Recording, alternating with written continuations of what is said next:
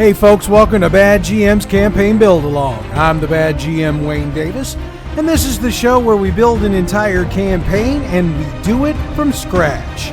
This season, we're building a campaign for the 5th edition of Dungeons & Dragons, and we've just started building the gameplay portion of the campaign itself. And by just started, I mean 2 weeks ago, we built out the getting to know you part of things and laid out the overview of what we're going to basically set our group out to do. And I realize it's gonna be a lot. And when I was editing that show 2 weeks ago, I realized I might have piled that on a bit heavy. I think time and space, and if I'm being honest, I think it was actually listening to myself say all of that, I realized I think I went a little overboard. So I think what we need to do is pull the stuff after the conversation between Bree and the group. The part where I said I was going to detail the particulars, I think it needs to be more vague and less specific. And I realize that needs to be for multiple reasons. The first is because I don't think Bree would have told the group about the communications between the elders and any other group. I mean, I just made comments earlier in the episode about nobody really knowing about those. And Bree just suddenly making a big deal about them there would have been a major revelation. So it doesn't seem to fit. And I think I agree with your players on this. To go where I was thinking of going last week would be way too much, way too fast. I think we can get where we want to go ultimately, but we can do it in better controlled chunks. I mean, we'll do all of those things in the long run, but we don't need to dump that much out there up front. I still stand by the Luke Skywalker reference, but I think we need to adjust things. So let's hit that up before we get into new stuff. Bree would still speak to the group about insurrections, but it would be more vague. She would be talking about thinking that now might be the time, though she wouldn't be able to explain why she believes it. She'll also tell them about a dream she's been having again and again. It's still a dream about a battle, and it's still a dream about a man, a sword, and giants. This time, though, she has no idea who the man is or where he is. The sword does engulf the enemies in fire, and while that amazes her, she has no idea what the dream is or what it means. Here's the big change we're going to make, and this is where we're going to tie it into what we're going to build today. The island sits on a dormant volcano. We've said that already. And Bree knows there's an abandoned complex down there. She doesn't know who or what was once down there, but she's had visions of a once great society. She believes there may be answers to her dreams down there, and she'd like the group to go down there, explore the area, and bring back whatever they find. She will then assist them in decrypting what they find in the hopes they can make sense of her dreams and try to figure out why she's seeing what she's seeing and what to do next, if anything. This is where, in my game, she'd bring in the half-elk warlock to help. So this is where you'd bring in those characters you'd be bringing in that same spot. And if you hold on a second, you'll have your character discussion moment shortly. So overall, not a huge change, but we are dialing things back a bit to make them more believable and realistic. I think it makes more sense, and I ultimately agree with those who reached out to me over the past 2 weeks and made that point. Like I said, when I actually heard myself saying that, I realized just how ridiculous it sounded. You see, your comments really do matter. All right, since it's nighttime, Bree will tell the group to get a good night's sleep and request that they meet her in the morning for breakfast. This is the spot for character discussion. So if you're looking for role play, this is another good spot. And I like to use spots like this as a spot to figure out what the mindset of the group is. It lets you know what they're thinking, what they're looking for, and where they stand on certain points and situations.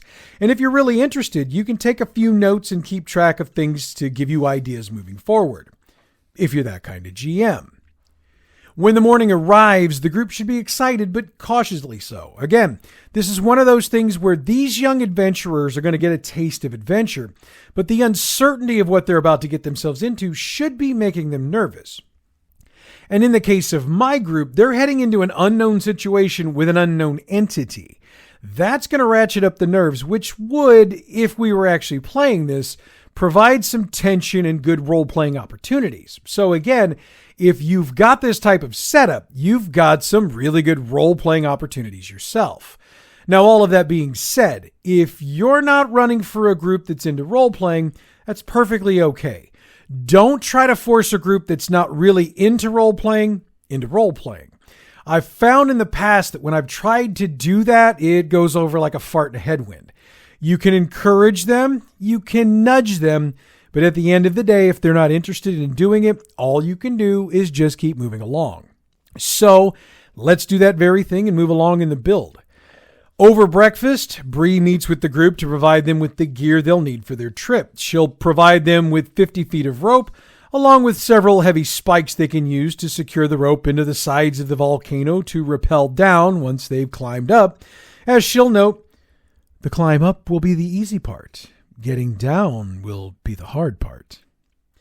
Other than the rope, she has nothing more to provide them. Once breakfast is finished, she accompanies them towards the volcano, but doesn't go much further than the edge of the tree line. Once they hit the edge, she makes it a point to give each of them a warm hug and a smile. I don't know what you'll find when you go down there, but be mindful of what you've learned and you'll do well. She'll turn to watch them walk away towards the volcano, nodding and smiling. From here, it's on the group. The base of the volcano is much like a hill. It's hard dirt with grass, really easy to climb due to it being a slight rise. In fact, it's such an easy climb, the group will probably be tempted to want to run up it. But if they're smart enough to look all the way up, they'll realize the smart move will be to conserve their energy, pace themselves, and keep a consistent pace, since once they get far enough up, chances are pretty good there won't be a good spot to rest. Now, I don't have an exact height for the volcano, since that's not something I see as being mission critical for the game. If you're one of those who are a stickler for details, go ahead and run a Google search for volcanoes and pick one that you feel would work well with the size of the island we're using and the amount of square footage that we have on the map and drop it in there. I'm thinking it would be something large enough that it would have been one that would have actually been responsible for the creation of the island in the first place, but has been inactive for so long, it's allowed for the island to get to the point it's at. It's large enough that climbing it is going to be a challenge for about the last third of it, and it's going to be a significant challenge to get down to the basin. So, you've got a basic idea of what I'm seeing in my head. What you're seeing in your head might vary, so work accordingly. Getting back into the climb, when the group gets somewhere around the halfway point, that gradual climb starts getting a bit more severe. That steepness makes it harder to climb, and the characters find themselves having to strain a bit more to move, and they're definitely having to slow down as they move. And those who already have a shorter movement rate are moving slower than the others, which means those who move faster will have to move even slower to make sure the group can keep together. Once they reach somewhere around a third of the way from the top, the slope becomes so bad they're going to reach the point that they're going to have to resort to strength athletics checks with a DC of 12 in order to continue to pull themselves up.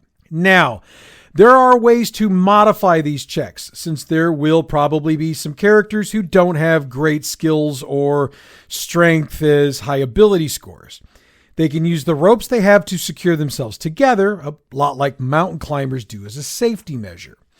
And as a GM, you can choose to handle this in one of two ways. You can decide that this is a common sense thing and allow your characters to have decided to do this on their own. I mean, it really is a pretty common sense idea that people would realize that they've got ropes and they could use them to tie themselves to each other so they wouldn't get separated. That could be a perfectly reasonable idea. In that case, you can change the roll to a wisdom insight roll with a DC 12 to realize that the lead climber, the middle climber, and the last climber in the line need to be the strongest climbers to ensure the line doesn't fail. Otherwise, the group might have issues in figuring that out. Again, though, the group might figure this out on their own, and you can decide whether they're smart enough to do all of that without rolls. Also, this leads to the second part. You can decide that these kids wouldn't be smart or experienced enough to know any of this, in which case you could decide they'd need to make 2 wisdom checks. The first roll would be a wisdom survival roll DC 12 to realize using the rope to secure themselves to each other would keep the group together and help them get the rest of the way up without being separated, and hopefully keep the smaller and less powerful individuals from falling off. The second wisdom check would be the same as we set up a moment ago.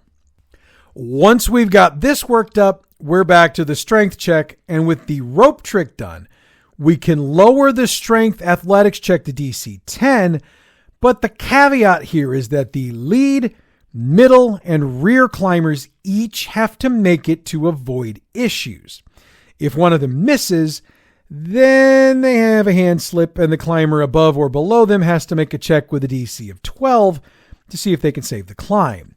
If they fail, then there's a slip, and the climbers above and below have to make a roll with a DC of 14 to try to save, and so on until either there's a make or everyone falls. If everyone falls, then the line fails. I'll explain the fall momentarily because we need to determine how often we're doing checks. There needs to be 5 checks because we're doing a check for every 10 feet they're doing them until they reach the crest or the top of the cauldron or whatever the proper term for the lip of the top of this thing is. So how far they fall depends on which of these rolls they miss. And you have the opportunity to allow them to save themselves a few feet if you so choose. And if you want to give them one of those dramatic flare moments, you can do so. Especially since they take 1d6 of damage for every 10 feet they fall, and 5d6 of damage at this level would probably kill the entire group. So there is that. I mean, if the group falls from the first climb, I probably wouldn't sweat it too much since it's only a 10-foot drop. I'd probably also not roll the d6, just have them take a point of damage and call it a few scrapes and bruises, and maybe suggest they adjust their climb order or something. If they start having issues at the 20-foot level or higher, I'd consider the dramatic save, and here's how I do it. Give all 3 of the strong climbers, or 4 if you've got a group larger than 5 characters, what I call a Hail Mary strength athletics roll. It's a DC 16 roll, and it's basically them doing the flailing arm and leg thing we've seen in the mountain climbing movies, where the falling hero is doing everything they can to just try to save themselves as they're falling. Whoever makes the check, if anyone does, manages to just snag a ledge or something and saves themselves, and the rest of the group catches a bit of whiplash as the rope catches. There's also something that will help drop these climb checks if they think to use them, and those are the spikes, which are also known as pictons or peaktons or pictons. I never say those right.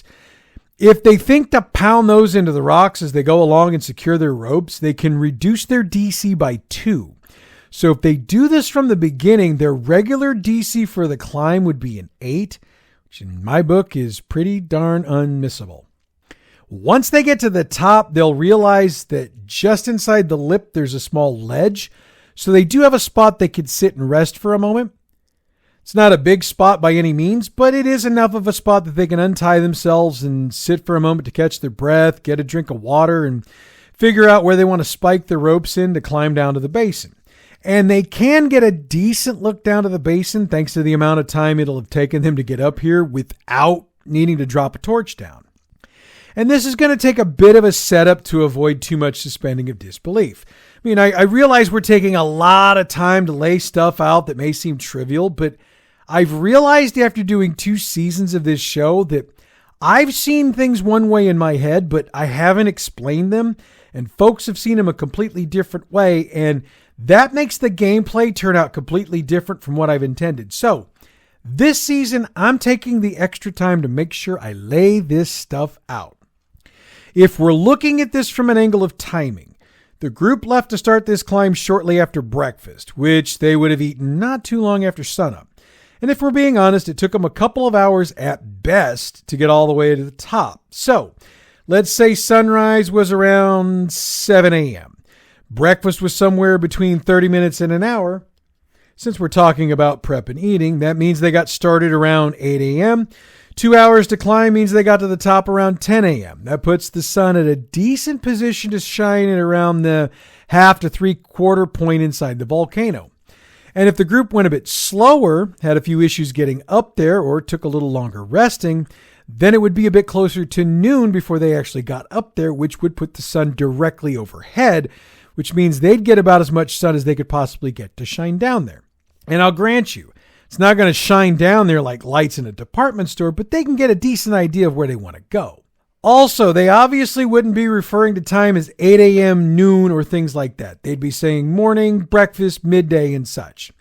You might have a series of terms you want to use for your game, so utilize them if they sound cool. I just wanted to put that out there. Again, let's get back to the build because we've still got a lot to build and I've taken a lot of time to get to this point. Looking down, they've got several spots that would be good spots to rappel down to, but there are two that would be better than others. One to the northeast that would require them to rappel down about 40 feet to a flat top boulder. Then they could climb down a series of rocks until they made their way to the floor. The second spot is similar to the first. It's due west, though it would require the group to rappel 35 feet to a boulder, then rappel down another 25 feet to another before they could climb down to the floor. Any other way down would require a full rappel to the floor, and for my group, it's around 150 to 160 feet. And no matter what else you or I determined they could see from here, and there's not a whole lot they can see from the ledge, they cannot see the entrance to the underground complex from here. So none of the other stuff we built out 3 weeks ago can be seen from the ledge. So don't worry about having to detail it to them until they get to the ground. So time for some discussion. And I don't think it's going to take too long for the group to make a decision. Most groups are going to take the easy way down. But since trying to predict what a group is going to actually do is about as easy as predicting the weather in the Midwest of the United States, which is where I live, let's lay out the DCs for the various ways I've described to get down to ground level, and that should give you what you need to work out DCs of your own for other possibilities when your group inevitably comes up with something we haven't considered, since, well, I can assure you they're going to do that. Because if there's an easy way, a wrong way, a hard way, and a completely stupid way, well, we all know how that's going to go. We'll start with the way down that we're hoping our groups will take, which is the easiest way down. That's the 40-foot rappel down to the flat top boulder, then climb down to the floor, yada yada. Our hope is that they do what they did to finish their way up and spike the rope from the ledge. From there, they need to make their strength athletics roll with a DC of 12 to shimmy down the rope. By the way, tying themselves together does not lower the DC. In fact, it increases the DC because, as makes sense, it increases the weight pulling down, so the DC would increase to 15. So each person needs to make their check. That means someone falling will take a D6 of damage per 10 feet they fall. That means they need to make 4 checks for their climb down. I would also argue you could have them make a strength acrobatics check if they've got acrobatics instead of athletics, since acrobatics would work in this case. So if you want to allow that, please be my guest. Once they make their 4 checks, they're done. They can get to the rock, then safely make their way to the floor because it's nothing at that point. The next choice takes 3 rolls, same as before, then 2 more, then to the floor, same basic idea as before. Anything else is going to be a monster set of rolls, and failure is going to result in the death of a character. So if I'm running this, look, I'm doing everything in my power to talk a player or a group that's dead set on doing this out of doing it, and I mean everything. In fact, if a group is dead set on doing this, I would actually stop the game cold and have a serious conversation with them to discuss why they want to try what is a stupid suicide tactic.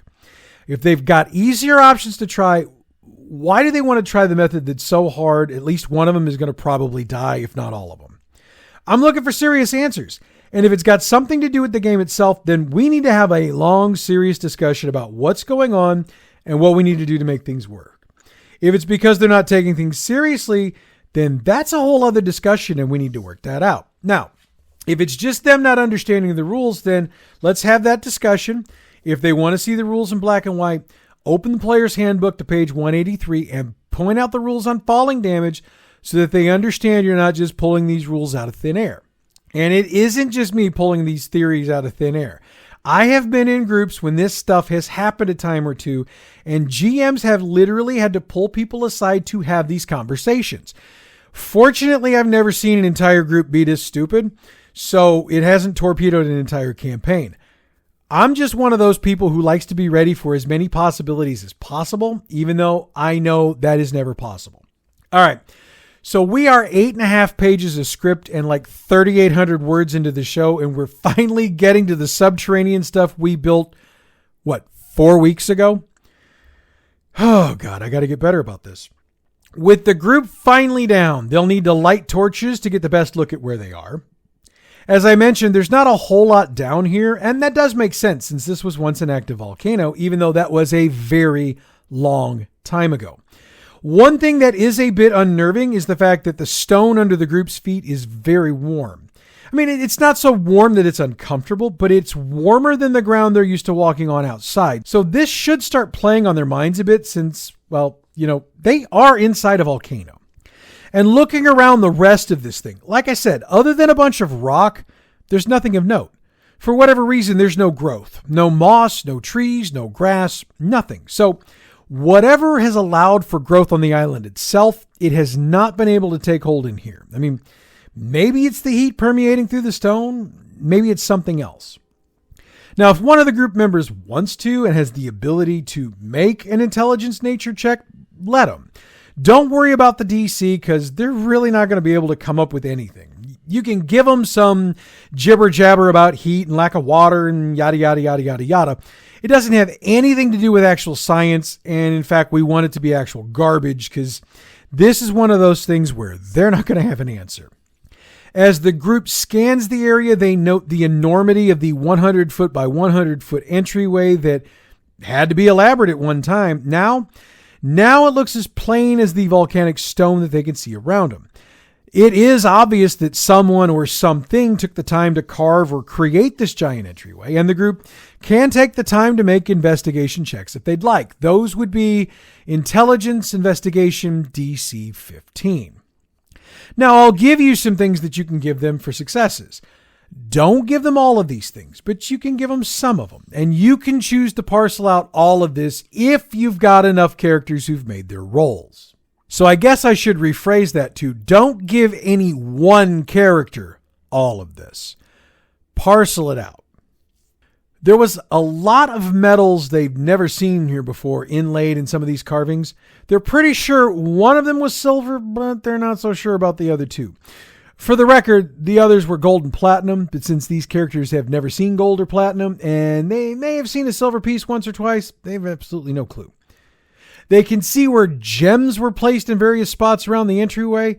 There doesn't seem to be any sort of special method to it, as the carvings don't seem to have any sort of ceremonial meaning. The thought is that these were carvings of celebration or identification, but again, who knows? There are carvings of a language the group has no clue about. They can try intelligence arcana, intelligence religion, intelligence nature, intelligence history. You can let them try any combination of skills they can come up with. They're not going to be able to figure them out because even the elders wouldn't have an idea of what these languages are. However, should a group member have parchment and quill or some other method of recording some of the carvings, they can do so that they can research them later on. For the immense size of this entryway, it does seem odd that the double doors that are apparently used as the entrance are only 10 foot tall and 5 feet wide. It does worry them that there are huge scorch marks and what appears to be some deep claw marks of some sort on them that appear to have taken a lot of wood out of them. One of the latches also seems to be missing from one of the doors as well, so opening it shouldn't be an issue. So we've got some info for the group to absorb and to bank for future study later. It means it's time to enter the complex and get down to it. Now, last season, I would have ended the session here, but not this season. I've been running these shows short so far, so we're going to run through the first level of this complex before we end this week's build. So, grab your dungeon maps off the website if you don't already have them. They're available from the website. It's badgmproductions.net. And let's start with dungeon map number 1. We will start up in room number 1. The darkness of the room is faintly cut by the light of your torch. As you move to take stock of your surroundings, you find small pots attached to the walls that smell of oil and soot. Moving further through the room, you can make out 5 10-foot by 10-foot columns. And you note that this entry room is huge, though with torchlight it's difficult to determine just how big it actually is. All right, so the small pots are oil pots. What kind of oil is really irrelevant? We can make them oils that they would be familiar with, since that would make it easier for them to realize they could light them so as to brighten the room up, get a better idea of what they're dealing with. Let's put a couple on the southern wall, a couple on the eastern and western wall, and 4 on the northern wall. And let's put 1 on each of the columns just to try to take as many shadows out as possible. Also, moving forward, let's just remember to note that there are a couple of these pots in each room. But unless I note specifically that there aren't any, assume that there's at least 1 or 2 in each of the rooms. Hopefully, they decide to light things up. If they don't decide to just move on and open doors, then so be it. Whichever door they find, move on to that room and pick up there. For those groups that do decide to light things up and do a bit of exploring, we're going to continue on. As you light the last of the pots, your eyes take in a sight beyond anything you could ever imagine. Colors brighter than anything the island could ever produce. Metals shinier than you've ever seen. Gems and jewels prettier than anything anyone on your island owns. It's obvious the people who once held court here were very important, or at the very least, very wealthy. As you might expect, this room is set up to be a test. There's a number of different ways this can work. They could decide to just start digging metals and jewels out of the wall herky-jerky. They could also decide that things seem to be too easy and just move on. There's also the real possibility that they've got a rogue or 2 in the group that decide that since things look too easy, there's probably traps involved, so they want to give things a look before they go to check things out. The truth is actually a double test. We've got traps all over the place. The metals and jewels are trapped. Any attempt to dig the metals or jewels out will trigger poison darts. The metals and gems are set into the pressure plates that set the darts loose, and it takes an intelligence investigation DC 15 check to recognize this. An intelligence investigation DC 15 check of the columns would also be a giveaway, since it would show the holes where the darts would be shot out of. It takes a rogue to disarm the trap, and they can do so with a straight dexterity check. However, if they're using their thieves' tools, they get to add their proficiency bonus to that check. We'll call the DC to disarm it a 12, since the trap isn't intended to kill the group. Rather, it's intended to get them to leave the items alone. If we had intended this to actually kill them, we'd set the DC to spot it a lot higher. If the group doesn't spot the trap or doesn't bother to look for it, the darts attack them. That means they get a ranged attack, which would be at a +3 bonus. That basically means whomever sets the trap off gets attacked by a dart. Roll a d20, add +3 to the number, and see if it hits. If it hits, the character takes 1 point of piercing damage and makes a DC 13 Constitution saving throw. If they fail, they take 3 points of poison damage. If they succeed, they take a point of poison damage. Like I said, all we're trying to do is warn them off. If we wanted to kill them, we'd make this a lot more hazardous. And if we wanted to kill them, I'd have you actually rolling all this damage. For the sake of bookkeeping, we'll say there are 5 of these traps, or 1 trap for each of your group members if you're not using 5 group members. This will equate to 1 gold, 1 silver, 1 platinum, and 2 gems. If you've got more group members, add gems. Once they've pulled their items out, if they've actually done that, they'll need to do an appraisal. The truth of the matter is that these are kids who have no idea whether or not they've got the genuine articles, so they're going to assume they have it. The actual truth of the matter is they don't. But have them write it on their character sheets that they do have the following, and make sure you note in your notes who has what, because when they get the chance to sell or use them later on, it's going to cause them some issues. 10 platinum pieces worth of raw platinum, 100 gold pieces worth of raw gold, 100 silver pieces worth of raw silver, 1 diamond, 1 ruby, and 1 of any other gem you're going to need to fill out your group. Like I said, you and I know these are fakes, but your group doesn't, so let them have your moment. And if you're using the XP system, we're not assigning XP yet, so hold off for the moment.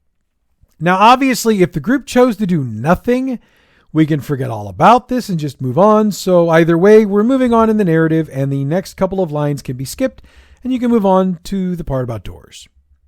With your newly acquired loot in hand, you scan the room looking for doors to other rooms and potentially more riches to be found. Or at the very least, answers to Bree's dreams. You've been able to make out 4 doors, and your mind races with the possibilities. Which door do you choose? Decisions. This is where you pick up with the room they chose next. I am going to go counterclockwise, so we'll pick up with room 2. The carvings on this door are more of that language that was on the entry doors. There aren't nearly as many of them, and they're in a small portion of the center of the door. It doesn't take much to realize that whatever they say, it was probably intended to label whatever this room was intended to be for. Testing the door, it's locked, and it's very well locked. This is where having a rogue comes in handy, which is why I always insist on having a rogue in my groups. This is the dexterity check again. However, anytime a group comes upon a locked door, they should get themselves in the habit of checking it for traps. Heck, my group's in the habit of checking any closed door for traps. I've dropped too many traps on them over the years for them not to. In fact, that was another reason for the lesson from room 1. Don't just take things at face value. So, let's hope they think of that and use Intelligence Investigation DC 15. Now, between you and me, there isn't anything on here, so if they make it, you can tell them that they know beyond a shadow of a doubt there isn't anything on there. If they miss it, well, you could tell them that they know beyond a shadow of a doubt there isn't anything on there. I've done that before when they've rolled a 1, but the problem with that is I've had characters who've had issues with metagaming, so that doesn't always work. Use whatever you think is going to work with the group you've got. If you change your methodology as you go along, you can keep them on their toes and they won't be able to figure out whether or not they've succeeded or failed on their rolls. It's not intended to be trickery in so much as it's intended to play into the sense of suspense and increased role play. Once the trap issue has been settled, have the rogue make 2 rolls for the locks since there are 2 locks on here and the door can be opened. And we'll get back into the narrative. Whatever the words on the door said, they couldn't have said anything good. As soon as you get the door pulled open, the smell of death hits you in the face. Peeking in, you note an oil pot just inside the door on your left, and lighting it, you immediately notice where the smell came from. A half dozen rotten corpses that have somehow survived down here, chained to the walls. 5 holes in the floor have small channels leading to the bodies, and closer examinations show dried blood rivers leading to the bodies. Evidence that they were killed for their blood and it was drained and sent somewhere below. Figuring out who or what these individuals were will be impossible based on how decayed the bodies are, as well as what was done to them. And since I've always considered this to be a family show, I'm not going to go into details. This is one of those instances where I'll definitely leave the details to you. Go as light or as heavy as you want to. Deciding that discretion is the better part of valor, you decide to exit while you can still keep your breakfast where it is. So since we're going counterclockwise, we'll pick up at room 3. Entering this room, you have the same feeling you had when you entered the complex initially, which puts you immediately on your toes. And when one of the first things you notice is a column, you begin to fan out and look for oil pots to light.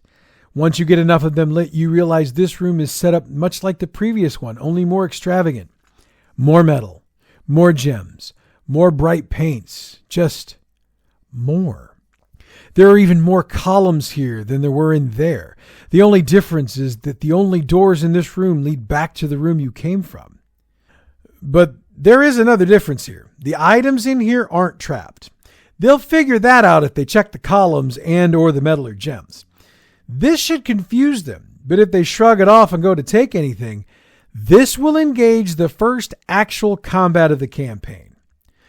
A homunculus for each member of the party emerges from the columns. Don't worry about having enough columns for this to make logical sense. They're tiny constructs, so they don't need a lot of space. Also, they're 5 hit point creatures that should be really easy for the party to take care of, so this shouldn't be much of an encounter. I put them here for a reason. Stats for them are on page 188 of the Monster Manual. As you work the precious items loose from their moorings, you hear something opening behind you. It only takes a moment to figure out where it's coming from. The columns must have had some sort of false panels you missed when you checked them, and tiny creatures emerge from them and attack you.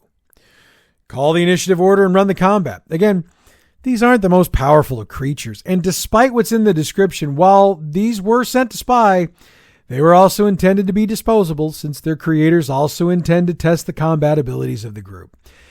The other plan is to get the group to stop taking these precious metals and gems. Now, you and I both know these things aren't worth anything, but the players don't.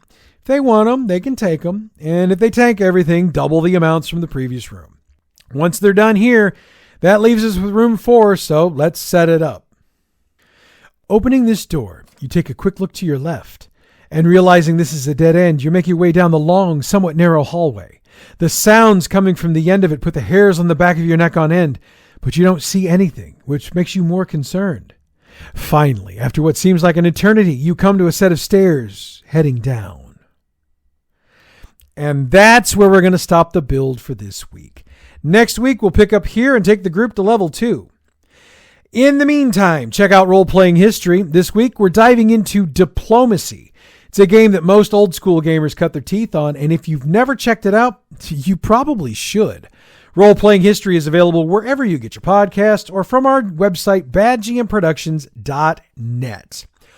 All Dungeons & Dragons materials utilized on this program are done so in accordance with the Open Game License 1.0a and System Reference Document from Wizards of the Coast, and is done so for entertainment purposes only. For more information concerning the OGL and SRD, you can check out their website, dnd.wizards.com. The theme music for Bad GM's campaign Build-Along is Savage by Alex-Productions on sound.eu/. Check out the info box for this episode for the full credits. Bad GM's campaign Build-Along is a production of Bad GM Productions. Hey, by now you know the drill. So check out the info box for this episode or the website to see where you can follow us and make sure you're following us so you get info like you did last week when I came up lame and had to call the show off. Hated to do that. Next week, we check out level 2 of our complex and see what other kind of trouble we can get our group into, and we can see what this is all about. Until then, I'm the Bad GM Wayne Davis, and I'll see you at the game table.